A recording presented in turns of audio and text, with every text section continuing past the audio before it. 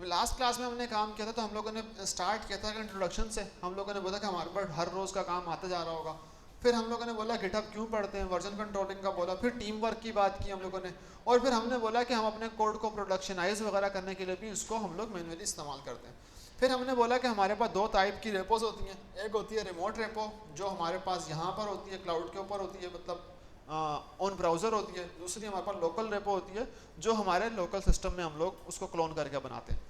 फिर हमने दो मेथड देखे, एक हमने क्लोनिंग के थ्रू बनाया जिसमें हम लोगों ने क्या किया था, इस रेपो को डायरेक्टली यहाँ से आके क्लोन कर कॉपी कर लिया था लिंक को, एंड देन गिट क्लोन की कमांड चला के हमने काम किया था।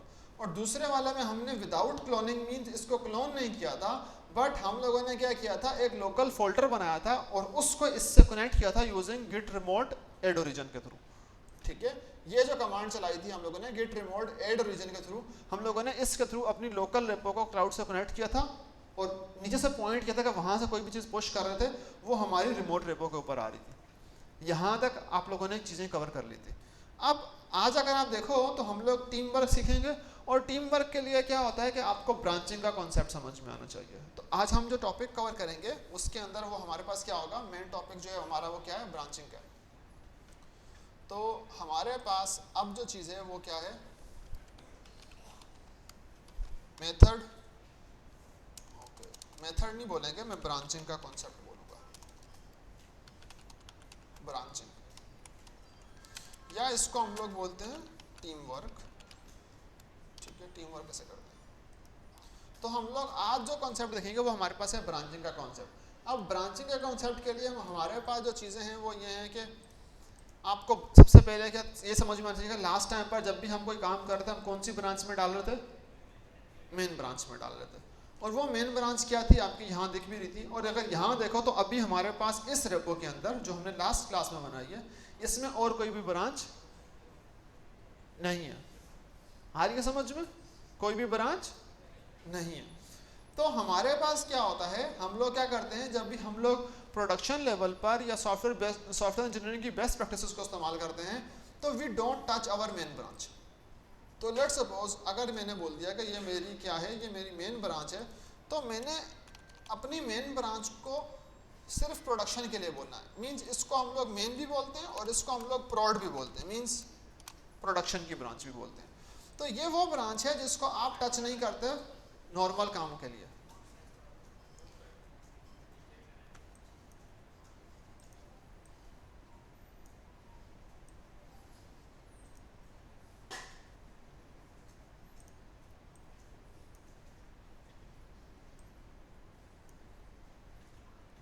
अब बेहतर है।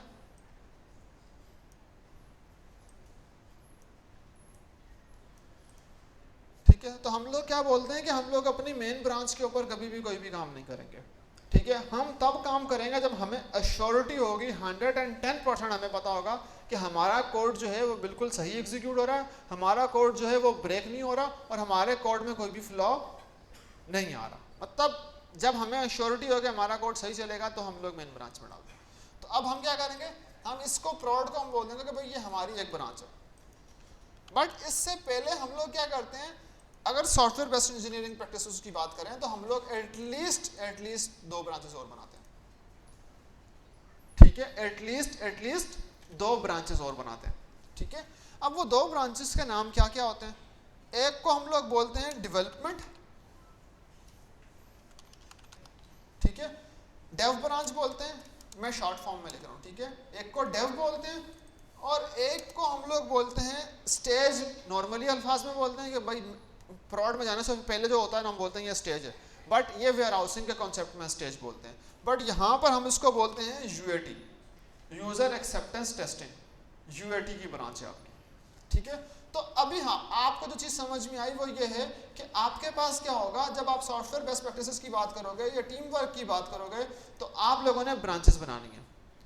लेकिन उससे पहले सॉफ्टवेयर इंजीनियरिंग की बेस्ट प्रैक्टिसेस ये बोलती हैं कि आपके पास ये हायरार्की होनी चाहिए आपके कोड डिप्लॉयमेंट या कोड प्रोडक्शनाइजेशन के लिए। तो ये बात तो मैंने कर दी कि भाई ये जो पूरा स्टेप है ये कहाँ जाएगा आपका, ये पूरे का पूरा जाएगा सॉफ्टवेयर के लाइफ साइकिल के साथ जाएगा।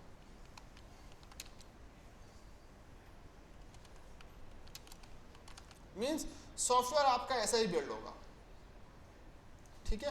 अब क्वेश्चन ये आता है कि लेट्स सपोज कि हम लोग 4-4, 5-5 बंदों की टीमें काम कर रही हैं, ऐसा तो नहीं होता ना एक ही टीम काम कर रही है। या लेट्स सपोज ये तो हमने बोल दिया कि पहले डेव होगा, फिर यूएटी होगा, फिर प्रोड होगा। अब इसमें ऐसा भी हो सकता है कि आपके पास डिफरेंट डिपार्टमेंट्स की टीम काम कर रही है। लेट्स सपोज डेटा साइंस की टीम अलग हो, ठीक है, डेटा इंजीनियरिंग की टीम अलग हो, डेटा एनालिस्ट्स की टीम अलग हो जो रिपोर्टिंग पे काम कर रही है। अब इसके अलावा फ्रंट एंड की टीम अलग हो, बैक एंड की टीम अलग हो, ठीक है। तो आपके पास डिफरेंट टीम्स आ गई, डिफरेंट टीम्स की एग्जिस्टिंग आ गई।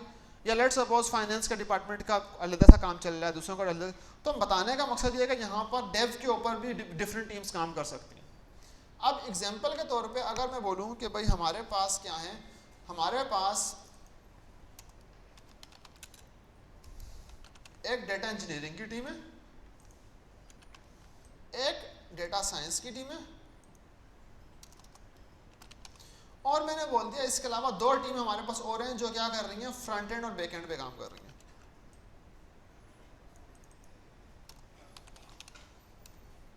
फ्रंट एंड, और हमने बोल दिया इसके अलावा जो एक और टीम है वो क्या है हमारे पास, वो एक और जो है वो क्या है, बैक एंड की है। अब अगर आप चीज़ों को विजुलाइज करना शुरू करो तो आपको ये चीज़ समझ में आएगी कि हम लोगों ने हायरार्की जो बनाई है वो इस तरीके से चल रही है कि आपके पास 2 डेटा की टीमें और 2 वेब की टीमें, ठीक है। डेटा की टीमें कौन कौन सी हैं, वो ये 2 हैं, और वेब की टीमें कौन कौन सी हैं, वो नीचे वाली हैं, ठीक है। अब हर टीम क्या करेगी, उन सबके पास इस डेव का एक्सेस है, इस डेव ब्रांच पे काम करने का एक्सेस है, ठीक है। तो वो क्या करेंगे, वो सेपरेटली अपनी अपनी कॉपी कहाँ से लेंगे, अपनी अपनी कॉपी कहाँ से लेंगे, डेव से लेंगे।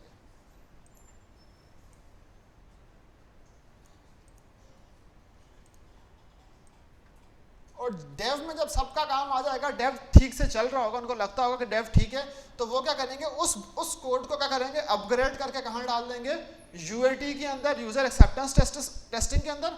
और यूजर एक्सेप्टेंस टेस्टिंग ये वो जगह होती है जहां पर आपका कोड एक किस्म का लाइव होता है, but limited amount of user उसको इस्तेमाल करते हैं। आपके जो अल्फा यूजर जो आपको फीडबैक दे रहे होते हैं, वो यूजर इसको इस्तेमाल कर रहे होते हैं।